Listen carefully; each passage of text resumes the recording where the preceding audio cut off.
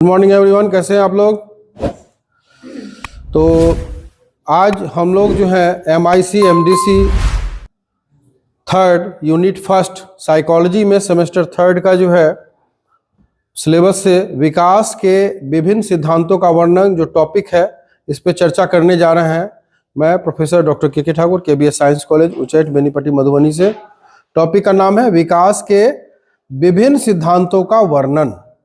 विकास के विभिन्न सिद्धांतों का वर्णन। तो इसको समझो कैसे है कि विकास के विभिन्न सिद्धांतों में संज्ञानात्मक विकास सिद्धांत, मनोसामाजिक विकास सिद्धांत और आनुवंशिक सिद्धांत प्रमुख है। कोई भी बच्चा जन्म लेता है तो उसका डेवलपिंग शुरू हो जाता है।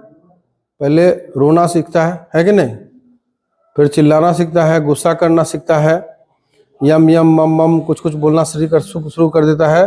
फिर माँ माँ, पा पा, दा दा ये सब बोलना शुरू करता है ना, कुछ कुछ शब्दों का वो शुरू करता है। तो इसी तरह से वो क्रमबद्ध तरीके से कई सिद्धांत है, उसके आधार पे ये सीखते हैं। और सीखने का कोई उम्र नहीं होता, बच्चा जन्म से लेकर के बूढ़ा तक आदमी सीखते रहता है। सीखता है ना कि नहीं सीखता। तो यहाँ इन्होंने बताया कि विकास के विभिन्न सिद्धांतों में संज्ञानात्मक विकास सिद्धांत है ना, यानी कि पियाजे का सिद्धांत हो गया, मनोसामाजिक विकास सिद्धांत एरिक्सन का सिद्धांत हो गया ये, और आनुवंशिक सिद्धांत डार्विन महोदय का क्या हुआ सिद्धांत है, जो मानव विकास, व्यवहार और समाज में परिवर्तन को समझने में मदद करते हैं। ठीक है। विकास सार्वभौमिक एवं निरंतर चलने वाली क्रिया है। क्या है विकास? वही बात बताया, जन्म से लेकर मृत्यु तक निरंतर क्या होता है, कुछ ना कुछ हम लोग सीखते हैं और अपना विकास करते हैं। क्या करते हैं?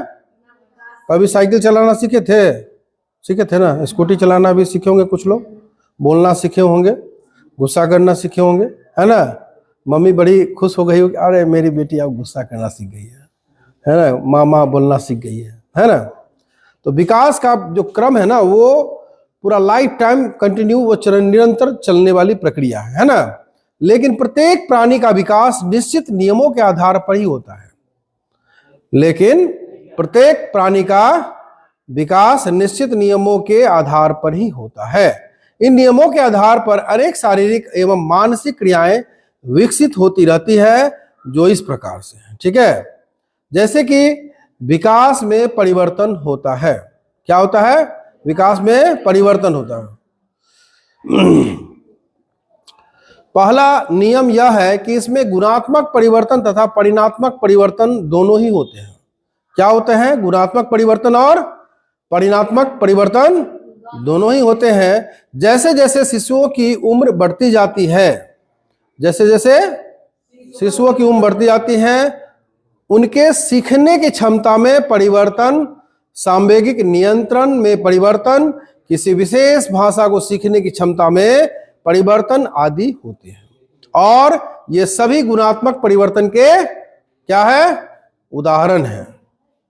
इस गुणात्मक परिवर्तनों के अलावा बालकों में परिमाणात्मक परिवर्तन, जैसे शरीर की बनावट में परिवर्तन आना, शरीर की बनावट में भी परिवर्तन आता है ना, आकार में परिवर्तन, शरीर के भीतरी अंगों में परिवर्तन आदि भी होता है ना। समझ गए इतना दिन? किसी भी खास उम्र में इनमें कुछ परिवर्तन प्रारंभिक अवस्था में होते हैं। किसी भी खास उम्र में इनमें कुछ परिवर्तन प्रारंभिक अवस्था में होते हैं। कुछ पहले से होकर इस उम्र में चोटी पर पहुंच जाते हैं।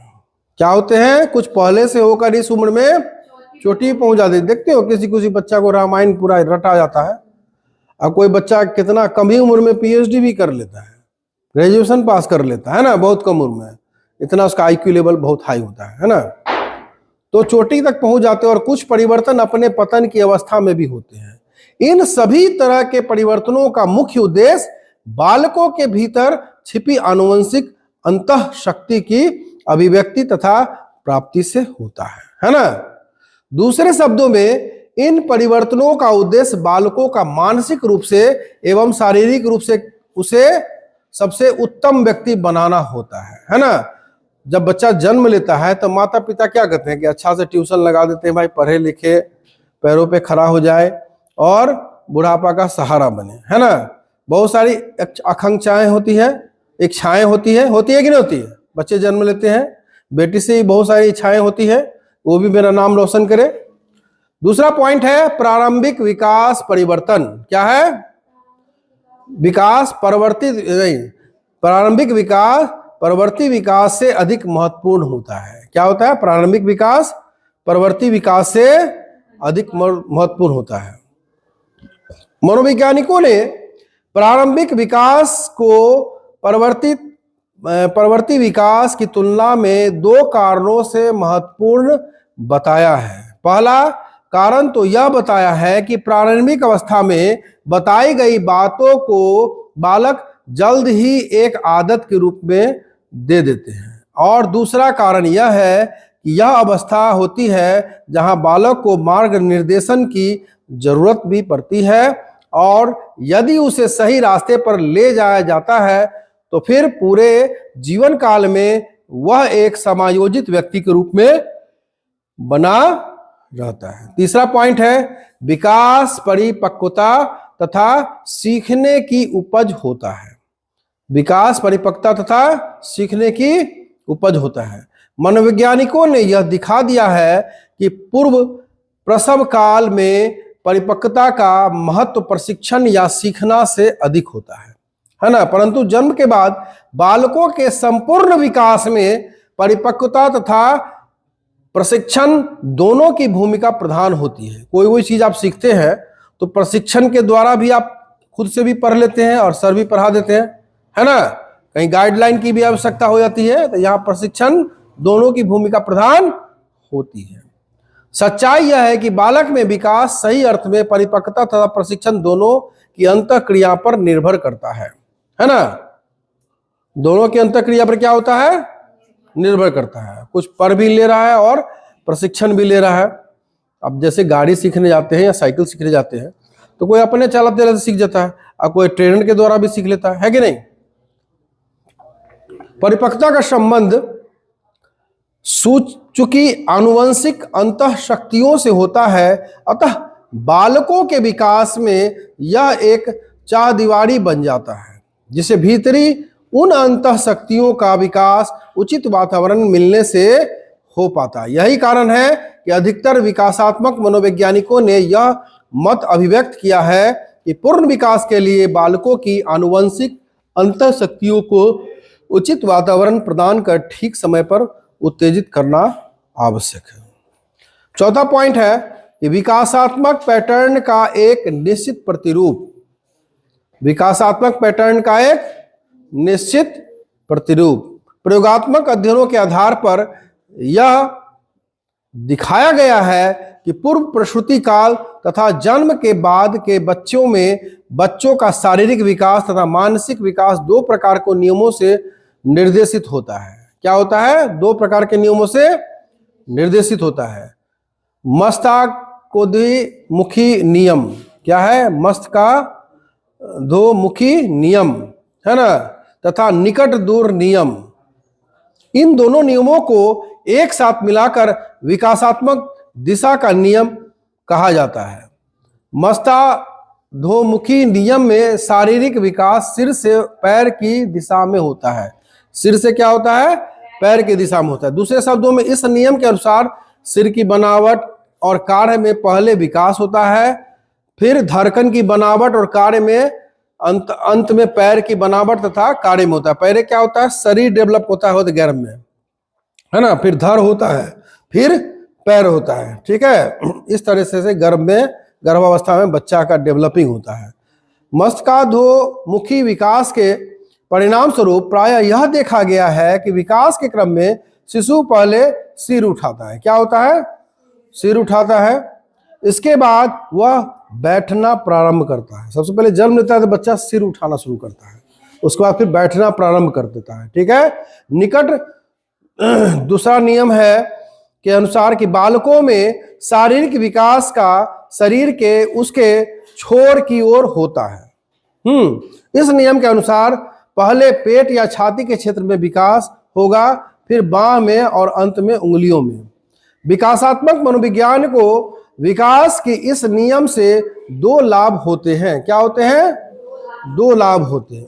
वे बालकों की प्रारंभिक बौद्धिक अभिक्षमता के ज्ञान के आधार पर एक संतुलित कार्यक्रम बनाने में समर्थ हो जाते हैं तथा इसमें माता पिता को यह भी निश्चय करने में सुविधा होती है कि बालक भविष्य में किस तरह का व्यवसाय करना पसंद करेगा, है ना। पांचवा है विकासात्मक पैटर्न में में गुण होते हैं। क्या होता है? विकासात्मक पैटर्न में पूर्वानुमेय गुण होते हैं, है ना। तो विकासात्मक पैटर्न के कुछ गुण ऐसे होते हैं जिनके बारे में आसानी से पूर्व कथन किया जा सकता है। पूर्व कथन मतलब भविष्यवाणी किया जा सकता है। मानसिक तथा शारीरिक विकास के बारे में 5 गुण ऐसे होते हैं जो पूर्वानुमेय होते हैं, जैसे कि सभी बालकों में एक उम्र या अवस्था में एक समान ढंग का विकासात्मक पैटर्न देखने को मिलता है और उसके बाद फिर पुनः एक दूसरी अवस्था होती है, जैसे सामान्यतः सभी बालक चलना प्रारंभ करने के पहले अपने सर पैर पर खड़ा होने की अनुक्रिया करता है। ठीक है, क्लियर है ना। तीसरा पॉइंट है विकास सामान्य अनुक्रिया। क्या है? ये विशिष्ट अनुक्रिया की और होता है जैसे जैसे जन्म के समय कुछ दिनों बाद बालक में पहले हाथ पैर फेंकने की विशिष्टता क्रिया, जैसे सामने रखी गई वस्तु को पकड़ने की प्रक्रिया आदि करता है। ठीक है, बच्चा क्या करता है? सामने रखी वस्तु को पकड़ने की प्रक्रिया करता है ना। तीसरा है विकास की प्रक्रिया गर्भधारण से मृत्यु तक सतत होती है, मतलब सतत मतलब कि कंटिन्यू होती रहती है, परंतु इसका रफ्तार कभी तेजी तो कभी मंद हो जाता है। चौथा पॉइंट है यद्यपि शारीरिक और मानसिक गुणों का विकास सतत होता है, फिर भिन्न भिन्न क्षेत्रों में विकास की गति भिन्न भिन्न होती है। जैसे बालकों के हाथ पैर और नाक किशोरावस्था तक करीब करीब पूर्णतः विकसित हो जाते हैं, परंतु चेहरे पर निचला हिस्सा तथा कंधे में विकास उस समय तक काफी धीमी गति से होता रहता है। पांचवा पॉइंट है मानसिक विकास। क्या है? तथा शारीरिक विकास। मानसिक विकास तथा आपस में मानसिक विकास तथा शारीरिक विकास आपस में धनात्मक रूप से सहसंबंध होते हैं। क्या होते हैं? अर्थात शारीरिक विकास में वृद्धि होने पर मानसिक विकास में भी वृद्धि होते हैं और शारीरिक विकास में कमी होने पर मानसिक विकास में भी कमी होता है ना। छठा पॉइंट है कि विकास में व्यक्तिक विभिन्नता होती है। विकास में क्या होता है? व्यक्तिक। यद्यपि सभी बालकों के लिए विकासात्मक पैटर्न एक समान होता है, फिर भी प्रत्येक बालक में विकास अपने ढंग से भिन्न भिन्न रफ्तार में होता है। किसी में बड़ा तेजी से होता है, किसी के बच्चों में देखती होगी कि बोलने की समस्या हो जाती है, वो सीख नहीं पाता है, समझ नहीं पाता है ना। कुछ ट्रेनिंग की आवश्यकता होती है तो कुछ लोग जंतर मंतर करवाते हैं, कुछ स्टोन थेरेपी करवाते हैं। स्टोन थेरेपी के द्वारा कितना को हम ठीक कर दिए हैं, है ना। तो भिन्न भिन्न प्रकार का उसको ट्रीटमेंट करके ठीक किया जाता है। तो किसी किसी में बड़ी तेजी से रफ्तार होता है और किसी किसी में कम होता है। रफ्तार में भिन्नता के कारण अंशतः आनुवंशिक तथा अंशतः वातावरण में पाए जाने वाले कारक भी होते हैं। किसी किसी में जेनेटिकली भी आता है और किसी किसी में क्या होता है, घर परिवार का रहन सहन के कारण भी, इफेक्ट के कारण जो है विकास में कमी आ जाती है। ठीक है। सातवां है विकासात्मक पैटर्न में भिन्न भिन्न अवस्थाएं होती है। क्या है? वैसे विकासात्मक पैटर्न में भिन्न भिन्न अवस्थाएं है। बालक में विकासात्मक काल गर्भाधारण से प्रारंभ होकर उस उम्र पर समाप्त हो जाती है जहां वह लैंगिक रूप से परिपक्व हो जाता है। इन भिन्न भिन्न विकासात्मक कालों में कुछ समय संतुलन का होता है तो कुछ समय असंतुलन का होता है। संतुलन की अवस्था में बालकों में वातावरण के साथ अच्छे समायोजन के सभी लक्षण होते हैं और वे अक्सर खुश नजर आते हैं। असंतुलन की अवस्था में बालक वातावरण के साथ ठीक ढंग से समायोजित नहीं कर पाते हैं और उसमें चिंता, तनाव और बेचैनी बनी रहती है। ठीक है ना। और 8वां पॉइंट है कि प्रत्येक विकासात्मक अवस्था में कुछ सामाजिक प्रत्याशाएं होती है। क्या होता है? प्रत्येक विकासात्मक अवस्था में कुछ सामाजिक प्रत्याशाएं होती है। प्रत्येक समाज एवं संस्कृति में ऐसा देखा गया है कि बालक एक खास उम्र में होने पर कुछ खास व्यवहारों को अन्य व्यवहारों की अपेक्षा जल्दी सीखते हैं। फलतः समाज बच्चों से भी उनकी उम्र के अनुसार कुछ उम्मीद करता है। इससे सामाजिक प्रत्याशा कहा जाता है। 9वां पॉइंट है कि विकास के प्रत्येक क्षेत्र में कुछ अंतर्निहित कठिनाई होती है। विकास के प्रत्येक क्षेत्र में कुछ अंतर्निहित कठिनाई होती है। कभी कभी विकासात्मक पैटर्न सामान्य होते हुए भी बालकों में कुछ इस प्रकार के कारण उत्पन्न हो जाते हैं जिससे बालकों का विकास मंद पड़ जाता है और जैसे उचित और प्रोत्साहन देने वाला वातावरण न मिलना तथा कुछ कारक बालक के भीतर में होते हैं जैसे अंतःस्रावी ग्रंथियां का अविकसित होना चाहिए। ठीक है ना। 10वां है विकास की भिन्न भिन्न अवस्था में सुख शांति एक समान नहीं होते हैं। विकास की भिन्न भिन्न अवस्था में सुख शांति एक समान नहीं होते। कभी कभी अमीरी रहता है, कभी कभी गरीबी रहता है, कभी कभी माहौल एसी उसी वाला मिल जाएगा तो जल्दी लोग कहते हैं सीखने के माहौल में, खुशनुमा माहौल बहुत जल्दी सीखने में कारगर सिद्ध होता है ना।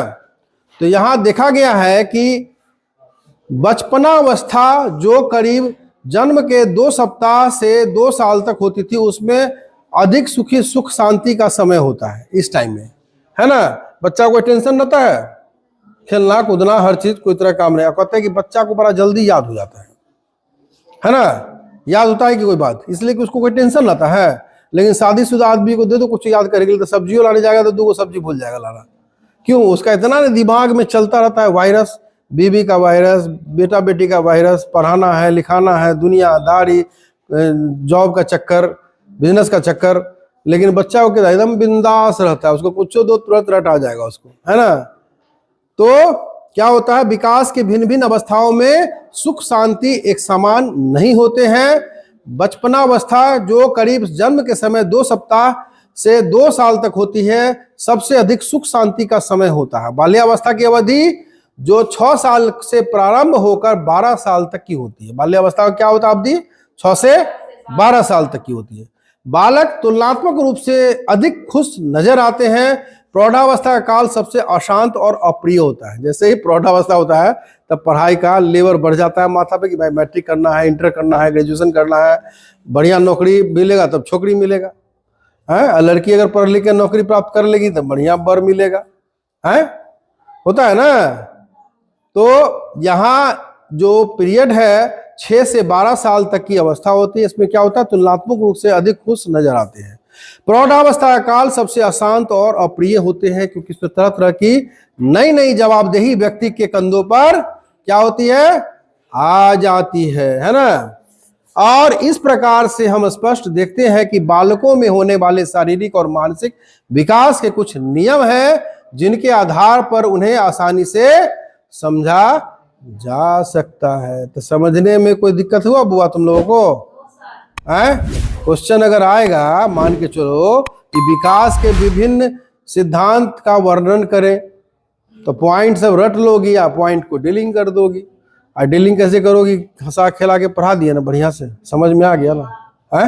इसी तरह से अब यूट्यूब वाला डाल देंगे लिंक, बढ़िया 2-4 बार वीडियो और देख लेना, ठीक है ना। जो देखेगा वीडियो कमेंट जरूर करेगा तब समझेंगे कि तुम लोग देखी, ठीक है।